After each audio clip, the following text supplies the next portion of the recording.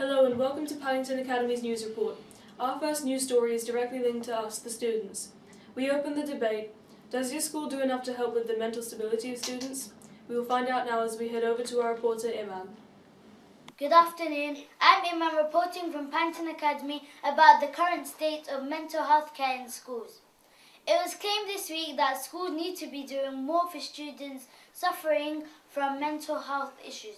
So I'm here to find out if students and teachers at Paddington agree.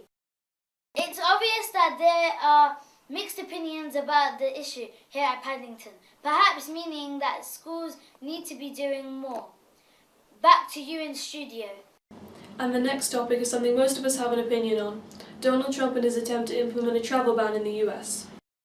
Hi, I'm Liban, reporting from PA on the topic of Trump's travel ban. This has been an ongoing discussion in the community as Trump has tried to ban Syria, Libya, Sudan, Yemen, Somalia and Iran from entering the USA. This can be a positive ban as it's only a temporary one. Also, Donald Trump is only trying to protect the US from terrorism. Donald Trump is saying that the refugees are trying to drain all their resources and also taking away all of the American jobs. This also could be a negative ban as Trump should be able to help the refugees who are in need. Also, the countries that are trying to come into the US shouldn't be judged by their religion or their race. And also, many people in America are affected by this and have been starting to protest. I'm Liban, back to you in the studio. Go. Here we have Sarah from PA answering some questions on the Trump travel ban. So Sarah, how would banning these countries would make America great again? I don't think it will make America great again because without all these countries, we wouldn't discover new things. For example, if a country was banned, we wouldn't have their tradition or things that would make America great again. Because without countries being banned, America is still great. Very bold statements there. So would you call this as racist, what Trump is trying to do? I think it's a form of racism because he's banning countries that he thinks are part of terrorism, yet he hasn't got a strong point. I understand your thoughts there. And lastly, if this ban happened, what would it mean for the future of America? As we know, it's only temporary right now. As it's temporary, the future of America wouldn't be as great as it was before, because before there was loads of different people coming in as tourists, but now it'll be very plain and simple. Very interesting points there. I'm Liban, back to you in the studio. Here we have Aria from PA answering some questions on the Trump travel ban. So Aria, here we see Trump is trying to ban some countries from entering the USA. Is this racism? Yes. Why would you think that it is? Because Donald Trump is basically not allowing other countries to come to the UK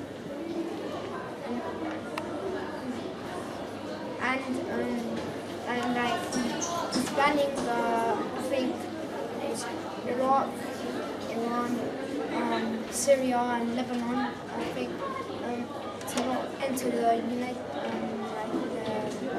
US. Yeah, and I think it's unfair. Back to you, Mr. For our next story, we investigated fake news. Good morning, guys, and we're doing a BBC program, and we're doing interviews with 3 people about questions about fake news, and let's just get on. Let's get on with it. Hello, guys. We're interviewing another student from PaddAcademy, and my first question is going to be: do you believe that all news in the internet are true? No, I don't believe that all news on the internet is true, because most of the news is just posted by random people, and most people can do anything they want. So if they post the news that they want us to believe, some people might believe it and it will spread. Okay, next question, number 2. Where are fake news mostly found? Fake news are mostly found on the internet because that's where everyone can share their thoughts. Okay, third question. Do you realize when news are fake? Not all of the time, because some of them are convincing, but if they have a good evidence, I will believe it. Okay, last question. What makes a news reliable in your opinion? I don't really know, but most news that come from a popular source, like BBC, might be true. Okay, thank you for interviewing and Do you believe that all news in the internet are true? I think it depends where I read it. If I'm finding it on Facebook or Twitter or somewhere, I'm less likely to believe that it's true. But if I see it on a BBC News website, on a newspaper website, I probably would take it for true, yeah. Okay, next question. Where are fake news mostly found? Probably on social media, websites like BuzzFeed, Facebook. Just where they want people to read their stories and get their numbers up rather than actually report news. Okay, next question, number 3. Do you realise when news are fake? Sometimes not at first. Like if you see a headline, you don't necessarily know it's fake straight away, but once you start reading it, I think you can tell quite quickly. Okay, last question. What makes a news reliable in your opinion? Again, I think it's where it is. So if you know it's coming from a respected journalist or a news organisation that you know can be trusted and is going to do its research properly, then I think it makes it reliable. If it's coming from somebody on Facebook that you don't know very well, it's probably not going to be true. Thank you for Can you also interviewing. speak? Wait. Let him. 4, 3, 2, 1. Finally, we have something a bit more upbeat. Paddington Academy recently held a dance competition, and here's how it went. On Friday, the 3rd February 2017, Free School took part in a London Youth Game dance competition at Paddington Academy. We weren't nervous because we put in a lot of hard work and commitment, and we were quite confident with our routine, so we hope we did well.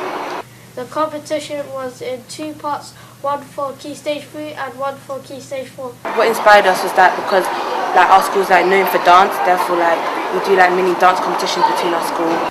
Every dance was outstanding, but the judging panel, made up of local dance instructors, decided that the overall winner for both Key Stage 3 and 4 was Paddington Academy. It's when you go home you want to just go and sleep or just do your homework but if you love dancing is easy for you, and I love dancing, so it was easy for me.